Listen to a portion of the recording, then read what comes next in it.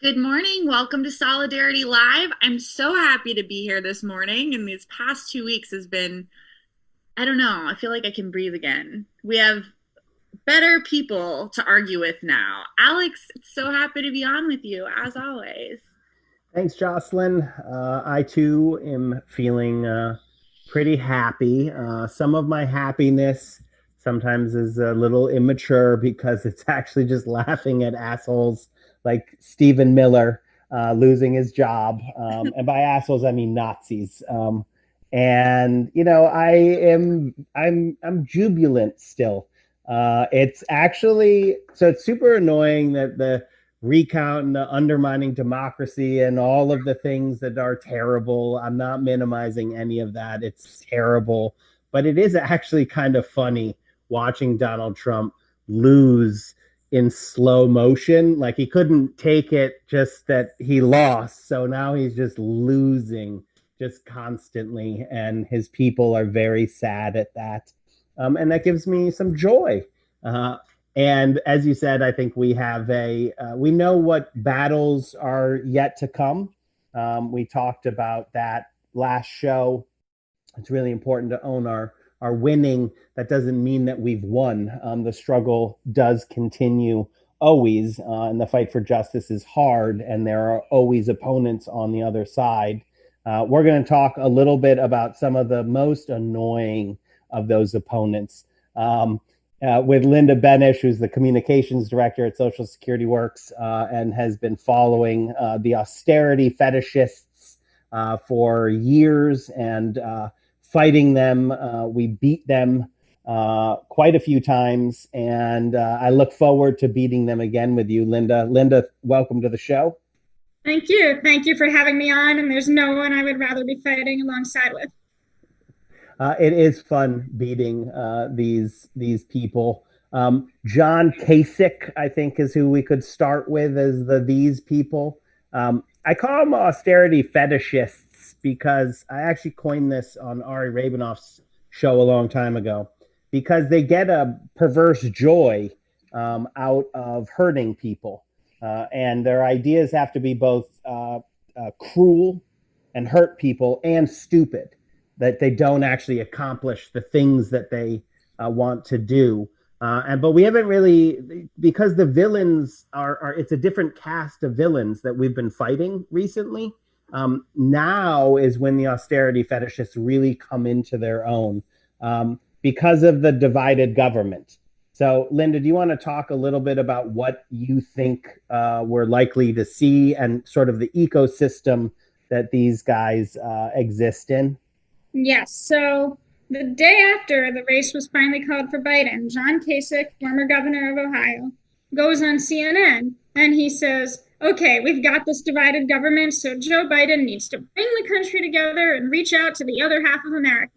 And what they want is for us to deal with Social Security and Medicare and the debt, right? So that's code for slash gut, or earn Social Security and Medicare benefits, allegedly to reduce the debt, even though even Ronald Reagan knew that Social Security doesn't add a single penny to the deficit.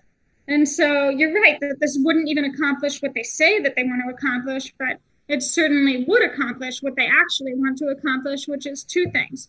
First of all, Republicans hate government, at least when it works for people. They're happy when it's building tanks, but they hate the idea of the government doing anything to help people. And so when they're in power, they break government and then they point at it and say, oh, look, government's not working. It's never going to help you. Vote for us so that we can break it some more. So that's goal number one. Goal number two is to sabotage the economy. Whenever a Democrat is in the White House, they're happy to spend when a Republican is in office. It's usually in an inefficient way, like give giant tax cuts to rich people and corporations, but that does still give a sugar rush to the economy.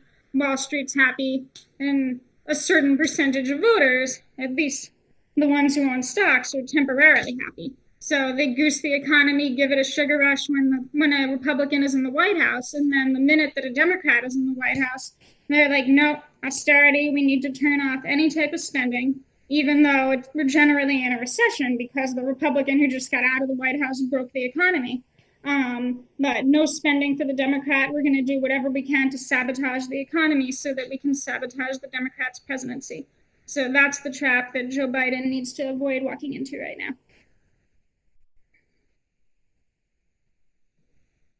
Yep. Sorry about that.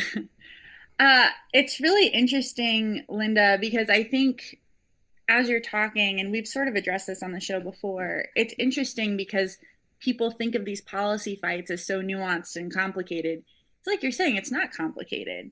It's an attempt to sugar rush the economy so whoever's in power looks good. And then what we're left with is unsustainable growth. The thing that I never stop thinking about with this type of weird, manic, partisan based policy making is it's these people who claim to care so much about capitalism don't even capitalism right. Because Social Security is a great example of something that is fiscally responsible and does allow for a good, sustainable workforce to do all the capitalism things. Do you think that like there is any cognitive dissonance that they're aware of there, or do you think they just don't care? Yeah, I think they don't care because they're not even really capitalists. They're like libertarians, except that they want a giant military and a government just small enough to fit into our uteruses. But other than that, like, no, they don't care about capitalism. They just care about making rich people richer by whatever means possible. And I love that you make that differentiation because they are different, you know? Like people who actually believe in capitalism in a sincere way and this idea of an ingenious market that creates things and does things that is very different than what is happening right now. When you're talking about gutting Social Security, a program which, as you point out, doesn't cost us any money. It's the taxpayers funding themselves. I mean, I don't want to. Am I going to get you guys off on this tangent? No. I mean, it's This true, isn't right? a tangent. This is where we like to sit. I know. This is where you live. This is your empire. Yeah, some of the most successful countries in the world, right? In Europe, we see it, especially the Nordic countries, like they have a mix of capitalism and socialism. It's just where their mix is has a lot more socialism, and ours is like very high on the capitalism and Social Security, Medicare. Like these programs are like one of the few like things that our government actually has, right? That's more on that socialism side. That's like actually designed to help people, and we like really need to get our capitalism socialism ratio like so that the socialism is much higher, but they want to do this. Yeah, and I think there's two things. One is I do think that you missed a piece in your analysis, Linda, where it's the tax cut, because this is this is the only playbook that they have, right?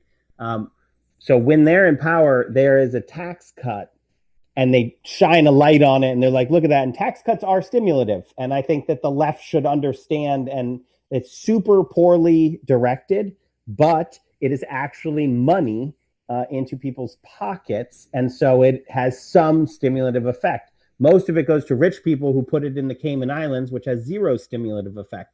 But anytime you give people money and tax cut spending, same. And so the tax cut, super poorly targeted, not very stimulative, but it is somewhat stimulative.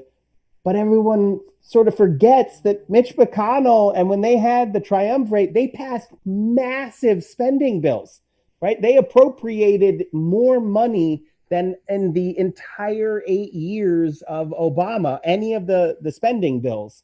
And so, like, their quest for turning off government spending is absolutely total BS. As soon as they get power, they know, and that's where the real Keynesian stimulus came from, right? So they I don't have the numbers in front of me, but all the appropriations bills, right? They passed 12. So you pass this huge increase in government budgets, that's just directly money into the economy. And then you put on this tax cut to the rich, which is just a handout to cronies. And you're like, look what my tax cut did. But in fact, it's the government spending. And they know they have a really good thing going because the Democrats are not going to stand in the way of the government spending bills, because that's actually what we've been pushing for the whole time. And, McConnell was saying no to it. So the con is even more connish than what you were sort of like pointing out, right? Like if you dig into it, it's even more obvious that they don't believe in anything but power. So that's just the nihilism is like just really right there. And then in terms of your like laissez-faire versus government intervention or socialism, capitalism, I think it's not as much the mix as the direction. So it's like we have massive amounts of socialism in this country. For the rich man, I mean, you get everything. If you're an oil company, you're just literally taking money out of the taxpayers' pockets. We have socialism right now. The Fed money cannon is just firing trillions of dollars into the coffers of giant corporations. And then, for people, they're like, you're on your own. Good luck finding your bootstraps.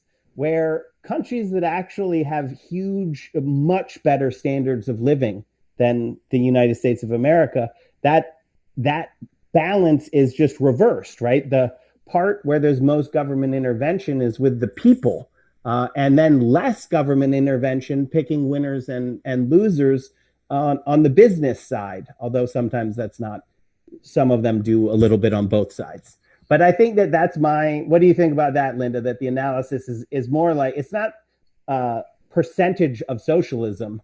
It's just who gets it. And in America, the people who get it it's actually the reason they're so wealthy is because they're looting the people. Right. I think that that's really correct. And you see it even in like the few programs that we have that like are designed to benefit like working class people. There is much meant for corporations who don't want to have to pay those benefits themselves. Right. And so like even Walmart is indirectly like getting subsidized to the tune of millions and probably billions from the government every year, just in the benefits that their workers get from the government because the wages are poverty level. So let's go a little bit deeper on austerity. The con is that everyone's a Keynesian, and that they understand that the market is not magical. It does not actually self-correct. It does not find equilibrium. The government has to goose things. And then when this is the part you said it, but I really want to I want to get people to understand this. This is why I call them austerity fetishists. They get perverse pleasure out of it. And I'm not into kink shaming except this one. Just this one. Just this one thing. Everything else is on the table. Because they get pleasure out of people's misery. Yeah. And what I want to that they do it on purpose, right? That the Republicans are going to try to hit the brakes on the economy. No, in the middle of a pandemic and a depression, that they want contractionary, deflationary pressure so that things are shitty for people. Because the vast majority of people's analysis is very much just things are good right now. Who's the president? That's why things are good. Things are bad right now. Who's the president? That's why things are bad. And the Republicans know this better than the Democrats. If the Democrats would just play that game a little bit better, I'm all for Obama should every road project of the stimulus, which was far too small, but every project should have been called like the Obama Bridge, right? It should have been like this bridge brought to you by Obama. Instead, you had Republicans sitting there with these checks that they fought against bringing to the district. So I just want to dig into how sociopathic that is, that they're willing to do that to people. Right. And in fact, the reason why it's hard for Democrats to play that game, well, there's a few reasons, but a big one is that most Democrats aren't sociopaths, and our system makes it so much easier to obstruct than to get things done. And so if Democrats wanted to play that game, the way to do it would be to turn off the spending when a Republican is in the White House. But Democrats, most of them care about helping people. And so, for example, they worked across the aisle to pass the CARES Act back in the spring. And now we know that might have actually helped Trump a lot and helped down ballot Republicans. And some of these articles now that are digging into what were voters thinking, well, they think I got a $1,200 check with Trump's name on it, is what I'm thinking. Right? And Democrats let that happen because we don't want people to starve.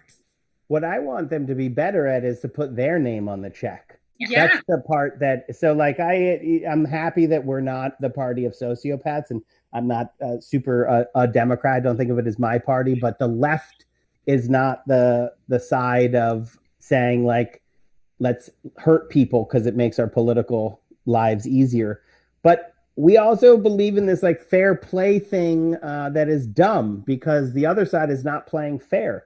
We should, and you want the $1,200 Trump check going out to people, well, Nancy Pelosi's picture has to be on it, or there's no money, right? Like, and play hardball. So I agree that that's a little bit of bribery to the people is exactly what the government should be doing. Just not to the defense industry, not to Wall Street, but to people, to the folks who are getting hurt right now.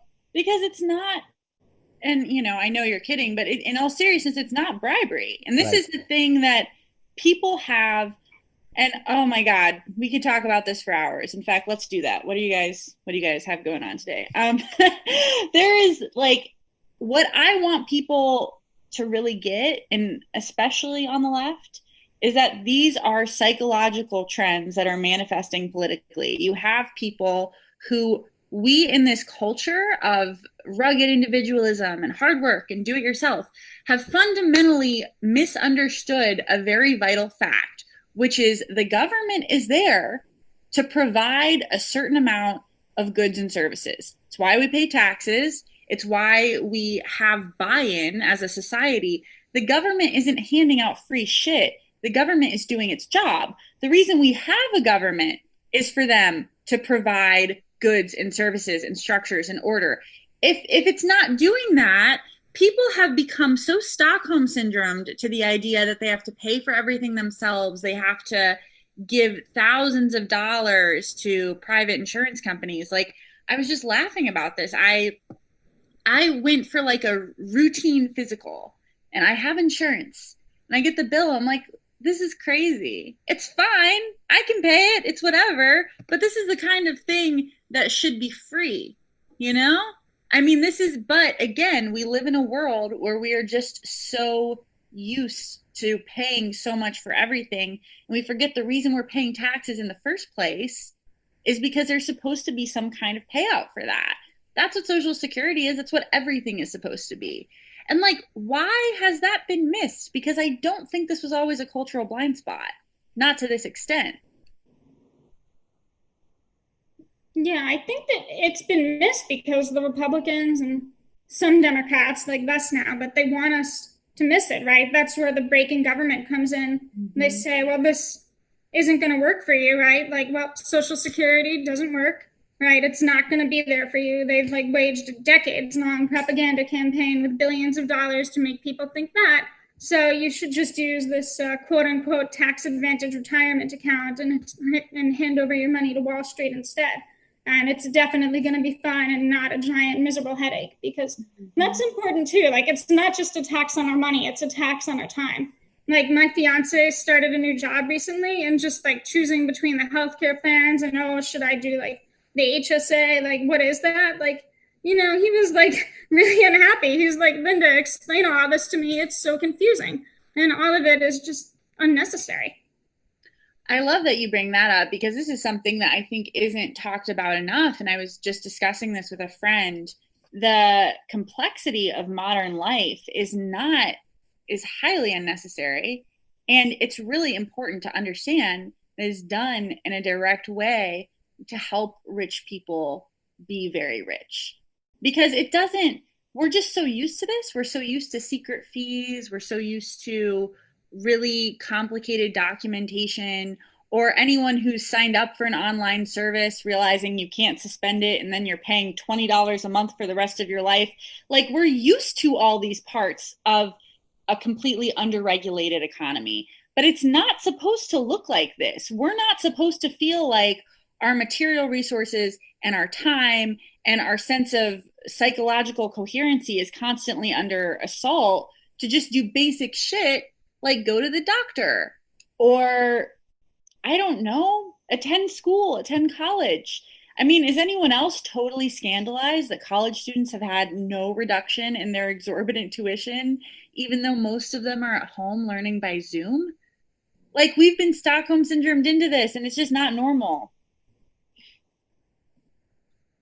Linda, you want to take that? Sure. Yeah, no, I think that it's really right. It's not the same experience over Zoom, and people shouldn't have to pay the same. And that's where the government like should be stepping in because okay, a college is like, well, we have these fixed expenses. Like, what do you want us to do? Like, fire our professors? I mean, not that they're paying most of them that much anyway, but that's an aside. But that's where the government should be stepping in to say, well, we're going to subsidize some of college's expense for a while so that they can lower tuition for the students. And they should be doing that for a lot more than just colleges, right? They should be paying restaurants, bars, gyms to close, right? Like my gym is begging me to come back because they're like, oh no, we're totally safe now and they need my business back. But that's only because our government won't take action to stop a pandemic. And like, it's a little bit of a tangent, but in a way it's not because other countries like that have this belief that the government exists to help people have been able to keep COVID-19 in check much better because they can actually take what public health experts recommend. And it reminds me, I mean, Alex, I'm gonna like give you sorry. I was gonna Alex is gonna have a lot more to say about this than I will, but a lot of what we're talking about reminds me of things I've read about the HIV, the beginning of the HIV epidemic, when people were starting to learn what it was and how it was spread. And a lot of sex workers were still engaging in sex work. And all these, bougie anthropologists were like, but how could you do that? And they're like, what do you mean? I still need to eat. Like, what are you going to do? Like, you maybe get HIV or you for sure starve.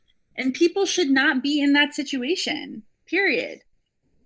Which is the other pandemic that is still raging, and we can take a lot of lessons from that, good and bad, about what can be done to address public health concerns. With something just Linda that you brought up that is it's like right now Europe is seeing almost vertical new cases. And so people are like, oh, well, see, they didn't. And you're like, that's the wrong takeaway. Like, we never got into a trough. So we're at the same vertical, just from a higher starting point. Why that concept is beyond people. But I think it does loop back to like the propaganda machine that is always aimed at Americans, telling Americans that government is the problem, and it's business who's shooting the propaganda cannons at us, telling us the government is the problem. And look, the arm of the state can be heavy and long and the problem, but right now it's the corporations who are really the billionaires. They're wielding the state against us, or just directly picking our pocket. I want one thing to just bring up on that, of like the HSA. It's because you said it, Linda. The health savings account. I want everyone to understand, because I am, I give myself my insurance, so I get annoyed because I have to deal with the same thing. But I'm an employee and I'm the employer, so I see it on the other side as well. They give you an option to just steal your employees' money. That's what an HSA is. It's a checkbox. So it says, like the HSA is, you put, pre-tax money into a savings account to pay for medical things. And then, so you're saving on the rate of taxation. But there's a box that you can check that says, if an employee doesn't spend all of the HSA, return the money to them or keep it. And you're like, why is that an option? But I just like, I want to, a lot of people's understanding of HSAs is, if you don't spend it, you lose it. And you're like, nope, that's your boss. Check the box, or your HR manager, take the money. Wow. Okay. I didn't even know that, but I'm glad I told him not to do it. But go ahead.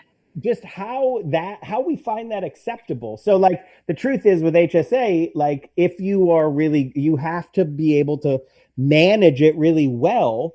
And then like you can get somewhat of a benefit, but the amount of time you have to spend like figuring out, saving the receipts, they always reject them and all of that. Like nowhere else in the world do they do anything as stupid as we have here.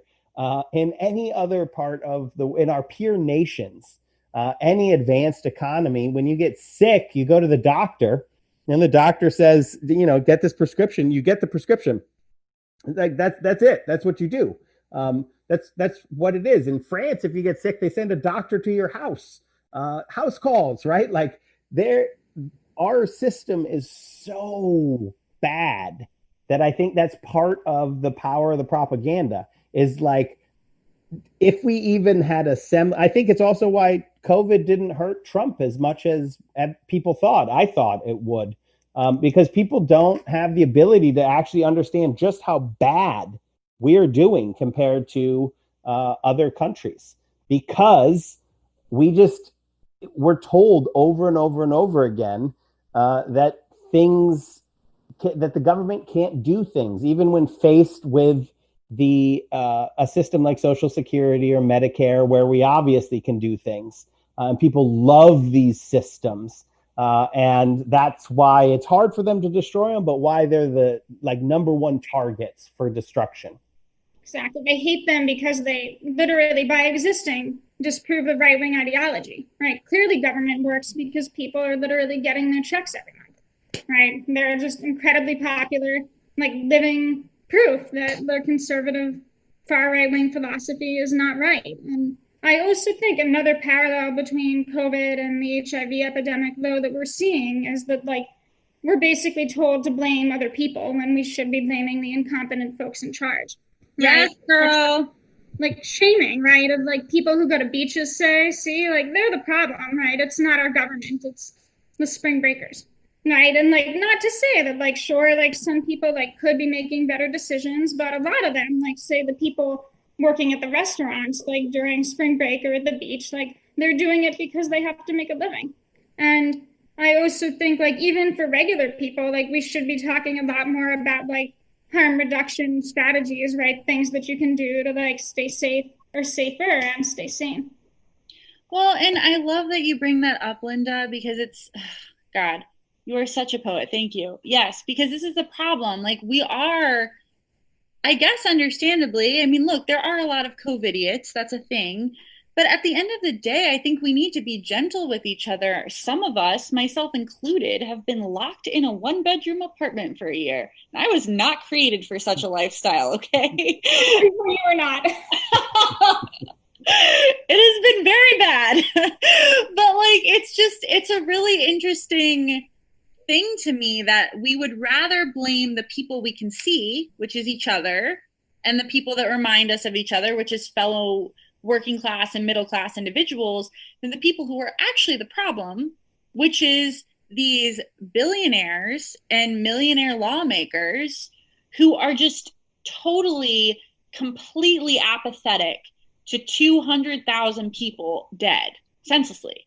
And I've said this, like, Trump is not quiet about the fact that he does not care. His view is, it happens. People get sick, people die. No, people do not get sick and die.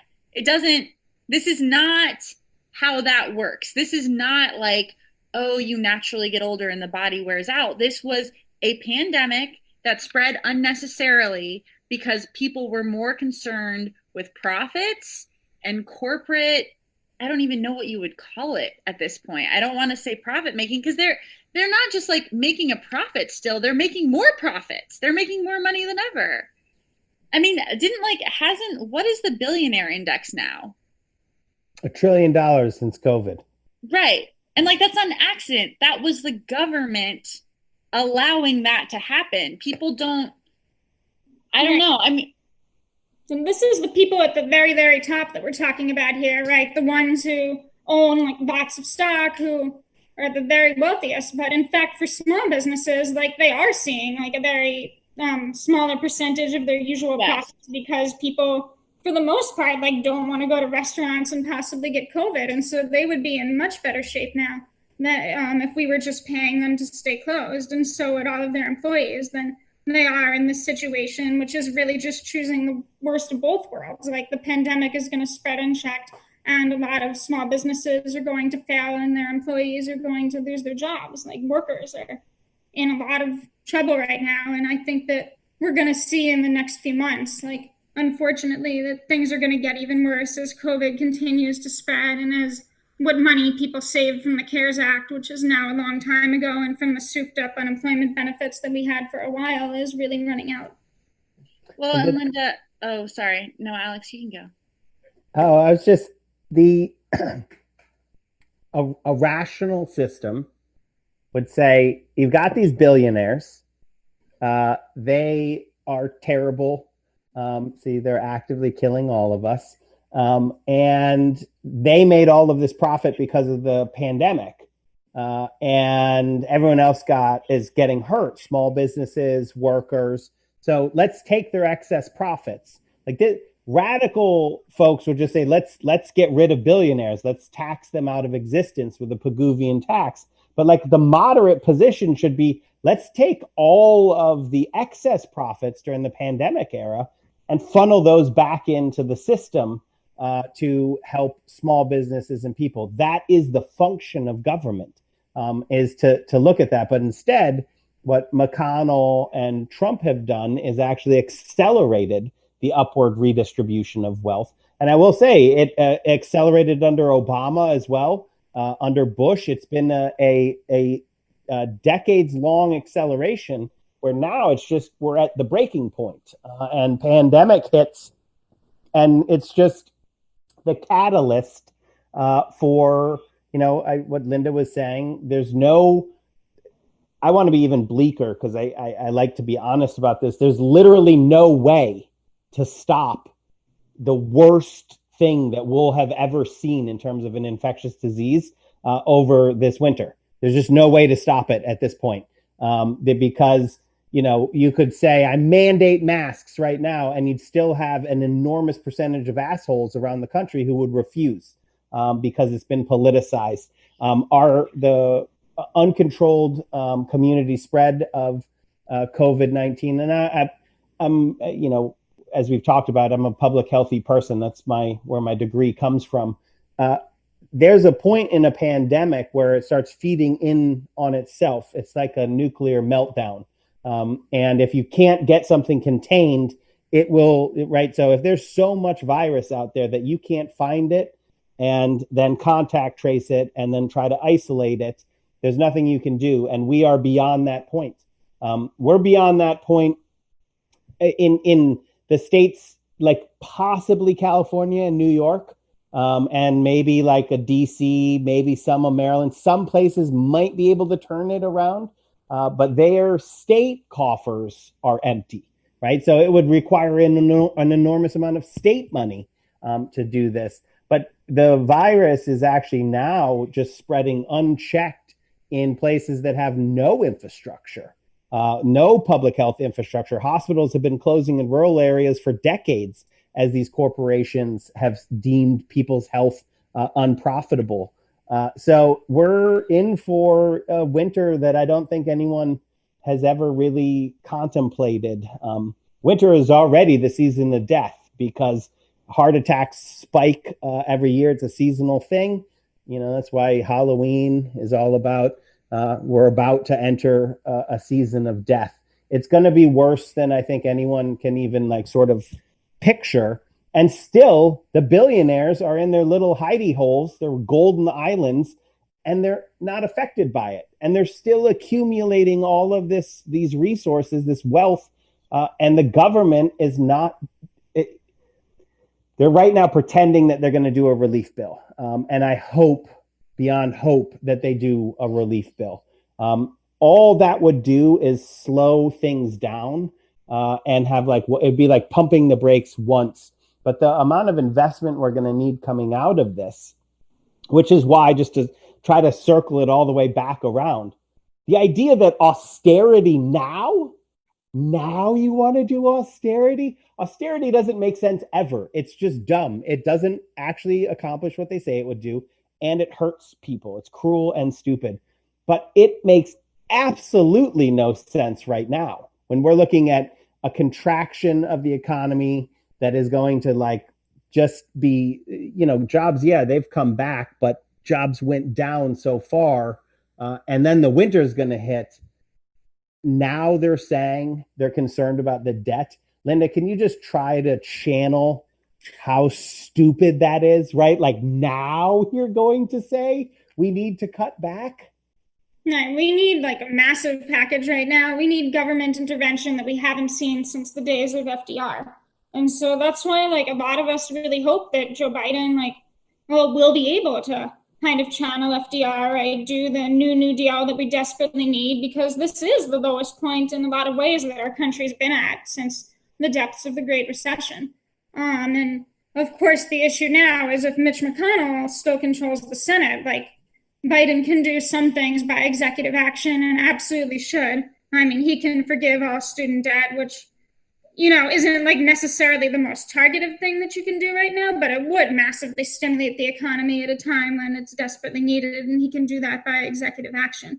But for that, we need Biden to really stand strong with how he campaigned on. He did speak out against austerity in quite a forceful and compelling way in the last debate. Like he seems to understand this now, and some of the people around him understand it, some of them don't. So we'll really be watching his appointments very closely, and we'll be watching Georgia very closely and fighting to get Jon Ossoff and Raphael Warnock elected there, because that is going to make a very big difference in what we're able to actually do to address this catastrophe. Because say what you will about Joe Manchin, but there is a very big gap between where he is and where Susan Collins is. Like we can do a lot more with 50 Democrats and VP Harris.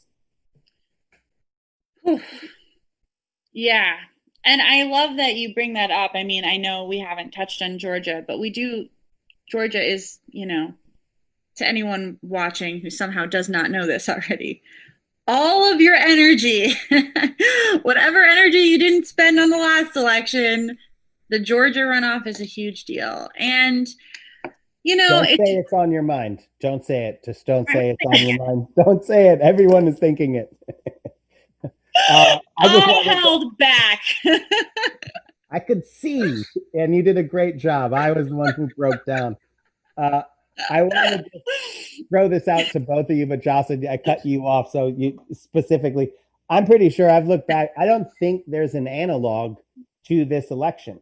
I don't think that we've ever seen anything like this before, where you have the change of party at the top, and that the balance of the triumvirate is actually all coming down to one special election 15 days before the inauguration. I mean, there's been some hecticness in the past, like, the bank holiday was the day before FDR was inaugurated.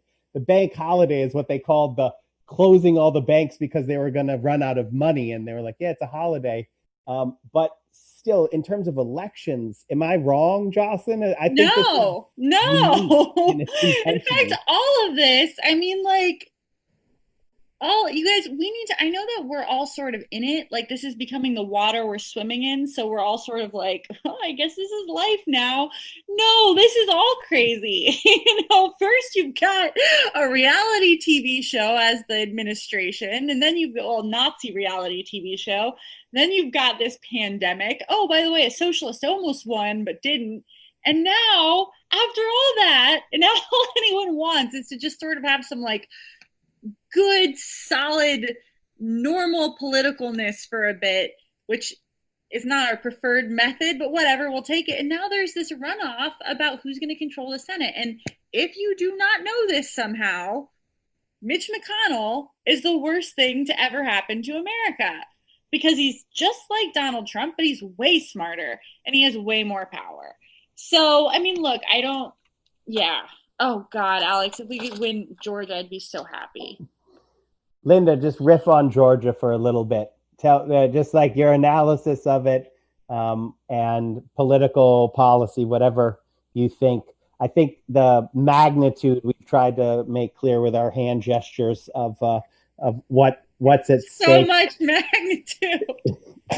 But what do you? I mean, my thing is, there is a chance. There's a very real chance. It's not big, but there's a real chance if the election comes down to what it's going to do, if electing two Democrats, what that would do to make people's lives better. And if that's what it comes down to, then I think the Democrats can win. Yeah, I mean, my hope very much is that we'll get the 2 seats. My actual prediction is that we'll get one, just because I think that Warnock is an exceptionally good candidate and Kelly Loeffler is a criminal. Like, who literally insider traded off of COVID and increased her own already massive wealth. Like, this lady co-owns a basketball team, and she hears that COVID is coming. She's like, oh, better play the stock market and get more money for myself and not do anything to help anybody prepare. Like, this is where this woman's mind goes.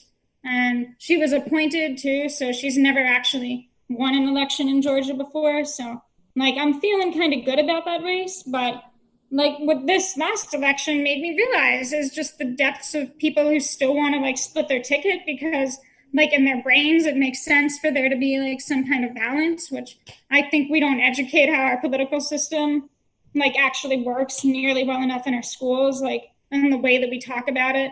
Like, not that we talk about it, but that people learn about it, right? Like, they think that there should be some sort of balance, and like, no, like our system has worked so that the Republican Party now, the way that it's set up is to just obstruct anything if they have the power to do so. And so I really hope that people can overcome that and vote for both Warnock and Ossoff. And I think, both of them are strong candidates. Like, it's extremely encouraging that Biden was able to win Georgia. We owe so much to the organizing that Stacey Abrams and like Black women have been doing there for decades. And so, I'm somewhat hopeful, and I'm hopeful that if we win one seat, like maybe a Republican, like senator with a blue state governor will get COVID-19 and get sick enough that they have to resign, and we'll get 50 that way. It would be kind of Karmic. I love how you said that so deadpan. Like, yeah, and maybe one of the Republicans will fall to the plague and we'll get lucky. And not die, just get really sick. The thing, just to riff, just politics now, is I don't think we, again, with no, and like we don't have things to compare with. I don't know if split tickets is going to matter because Donald Trump is not at the top of the ticket here, right? I hope that you're right. I just think like they're pretty different candidates, like in their public images. Like, especially, I think Loeffler is so uniquely awful. Like, people want to vote against her, and then they'll be like, Purdue. If we define Purdue well, that dude's worse, right? So like Loeffler's kind of a bumbling idiot, and get caught doing all sorts of like just the. But Purdue is actually like the slimy criminal, right? Like, he is Pharma's guy. Exactly what Jocelyn was saying. Exactly. He's way more dangerous because he's good at what he does. But if we can define, and I also can't, like, the entire apparatus of both parties, all grassroots, everything is going to be focused into Georgia from now until January 5th. And I think, so my sort of hopeful analysis of chaos is that Donald Trump doesn't care at all about Mitch McConnell, right? He has nothing in his body that allows him to care about anyone but himself. So the only thing he cares about is his own, claims that he can't accept. I think he would psychically fail if he actually had to accept the fact that he lost. So he's going to try to burn the whole thing down on this quest. And I think that could sow enough chaos in the Republican ranks that is a squishy underbelly, right? Like, if the sort of establishment Republican and the MAGA movement, if there's daylight between them, then both of the senators, the Republicans in Georgia, are cooked. because you can't win. The Republicans can't win without both of those halves, right? The enormous turnout that voted for Donald Trump, they didn't turn out to vote for just a Republican. They turned out to vote for Donald Trump. So if he continues tilting at windmills, and because we're starting to see it now, like normal, terrible, garbage Republicans are starting to be like, actually, there was no fraud. And if he trains his cannon on them when they do that, that's sort of my hope for Republicans in disarray, and then the two Democrats.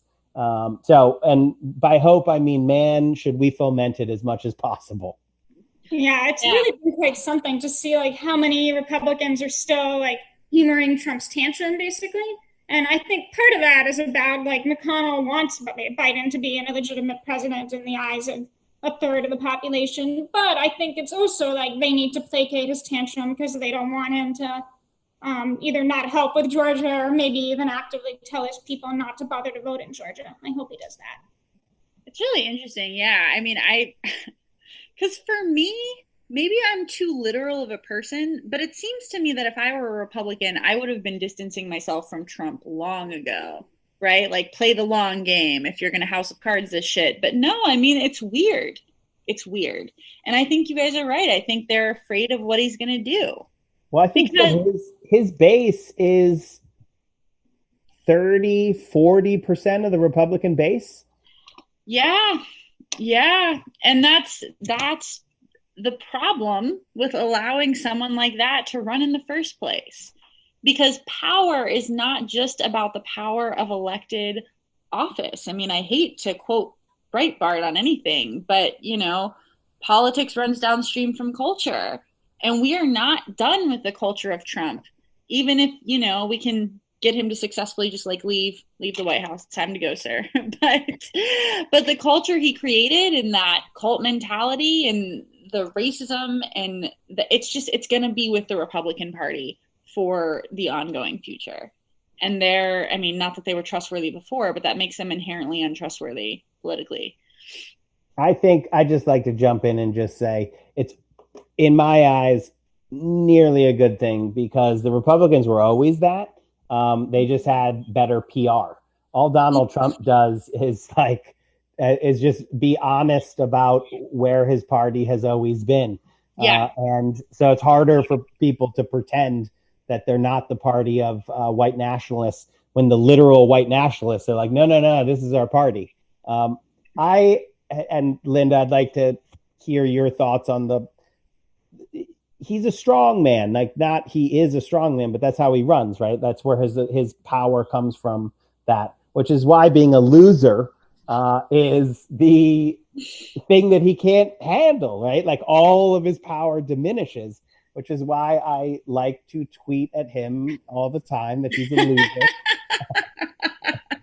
as much as possible. But I think there's no way that Donald Trump that the presidential election is not going to be over by January 5th. Right. So by the special election, the Electoral College will have done its thing. And, not no way they could try to roll tanks in or something. Right. But that's very unlikely. A military general went on television to say that wasn't going to happen, which is, I don't believe that you can just goof a coup. They're trying to have a coup. They're going to fail, but that doesn't mean that anyone who played footsie with it shouldn't be held accountable. But by January 5th, the loser tag is also going to be in the mix, right? So that's something that I feel could accrue to the benefit of the Democratic chances in Georgia. Yeah, I think that it's right that Trump is going to be tagged as a loser. And also, I don't think he's going to stop running, right? Like, even if he leaves willingly, the 2024 campaign is going to start the next day. But, there's talk of all this Trump TV. He wants to start a media company. And I really, really hope that he does that because the moment... man, do I hope. Yes. He's going to be a competitor, especially for Fox, but really for all the media. And so maybe they will stop giving him oxygen and we can stop having to hear from him all darn time. I don't know what your cursing rules are. Oh yeah. Oh, we swear. Deja vu from Netroots 2017. Oh no. I I definitely think that so like I don't vote. I'm not Trump, so I'm not wishing or willing. I'm actually guessing at what's going to happen. And I'm because I say like I think he's going to just try to burn the whole thing down or pull the walls in on himself as he's right. Like if I can't have this, no one can have it. Doesn't mean I think it's good. Good would be we never put him in the White House in the first place, but he's there. And so I think it's very likely that he goes out as a wrecking ball, which would be like the reverse Miley Cyrus, I think, is what he is going to do. He's going to leave and destroy as much as possible. And Right. if he aims it at Fox News on his way out, that would be chef's kiss beautiful. When he called himself, he tweeted yesterday, "You forgot who's the golden goose." Fox I mean, that's just beautiful. Did he really? He did. Yeah, You forgot who's the golden goose. Oh my And God. Rupert Murdoch, like literally the like seat of evil. It's like him and Mitch McConnell with their blood altars to evil and power. Rupert Murdoch is like the golden goose. You think you made this happen? I made this happen. Like I cannot think of two assholes I would rather watch punch each other drunk than those two. Oh man, you guys, this is good. We should do this all the time. Listen, I think I've told you, I feel bad because look, 2020 was not the best year for me. So this week has been very needed. It's been great. And one thing I wanted to weigh in on it, which is not like a big idea or a big policy thing, but I'm thinking of when I was in Iowa with Alex and the Bernie Sanders campaign, and I was having conversations with people, like normal people, that I would just run into at restaurants. And this was before COVID, and Uber drivers and people like that. And I would always ask people, who are you supporting and like why? And I was really fascinated to talk to Trump supporters. And a lot of them were less bullish than they had been. They were still going to vote for him. They still like Trump. But a lot of them were really, because of what you're saying, Alex, because he's framed himself as like, I'm an alpha, I date beautiful women. If you frame yourself that way, there's a really big PR problem with losing. Because if your entire thing is like machismo, winning all the time, all the winning, and then you lose, and people can go, ha ha. Exactly. Whereas if you're like a Bernie Sanders candidate, for example, where you frame yourself not on winning, but on values. These are the things I value. These are the things I believe in. Then you're always going to have power. That is what moral, spiritual power is. It's these are the things I believe. This is who I am. And whether I win or lose, this is what I believe. But if you make your power about material power and look at all my stuff and look at all the wives, then like the problem is if you lose that, you don't have any power anymore. And that is how Trump has set himself up. Because again, I'm talking to these people, and so there was a Trump rally where he kicked out journalists. And there was this Uber driver who I was talking to about it, and it rubbed him the wrong way. He was like, I'm a Trump supporter, but that seemed kind of immature to me. Like, I don't know, that seems kind of not very, and it's interesting, like these tantrums he's throwing are not gonna work. They're not going to work. And that is the problem with that type of candidate. And it's also why we should probably feel okay about, I think he will eventually have to leave the White House, right? Like that's happening. Okay, good. Yes, it is happening. Yes, he will. Yes, Arizona was just called. It can't be recounted. Yes, there's no path through recounts. He'd have to flip Georgia and like get Pennsylvania and Michigan just to not count their electoral college votes. And so you should, like, this is the Trump people, they have their hats on you and be like, loser. Those red hats are just hats of losers now. Like we've all known the whole time, but now they're literal losers. You're like, someone tweeted, I hate that I think this and I say on a show, like, hey, you know what happened on Twitter? But here I go. Somebody tweeted, one of his people was like, Barack Obama got 4 million less votes in 12 than 8. Donald Trump got 10 million more. And the replies were all like, yeah, but that's not the biggest difference between those two, right? Like, Obama won and Trump lost. So they don't have anything. Like they Right. try to paint themselves as winners, but losing is a really real thing, right? Like, and you know, these are the guys that have yelled about participation trophies at people for 4 years, and that's literally what he wants. He's like, he wants his little participation trophy. I did a good job. Linda, we're going to give you the final word here. We got a couple minutes before we kick off. So give us the 1 minute spiel, and then Jocelyn can take us out. So we should have hope, right? Like, we should have hope and we should keep fighting. Like, have hope for Georgia, keep fighting in Georgia, but know that, like, Joe Biden, like, whatever his history might be, like, has come around on austerity. He is prepared to govern if we keep pushing him, right? Like, even FDR, like, famously said to activists, like, okay, you've told me what I want, now make me do it.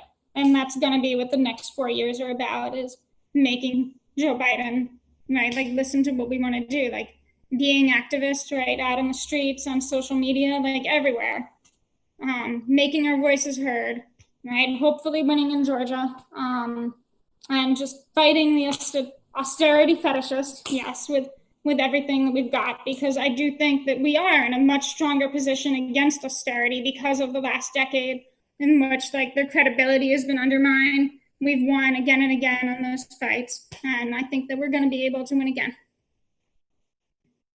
Wow, I feel better. You guys, thank you for being here this morning. This was so great and so needed. And Linda, you're brilliant. I really do appreciate you being here. And Brad? I am taking us out. Okay. Thank you all for being here this morning, and we will see you next week, I hope. Bye.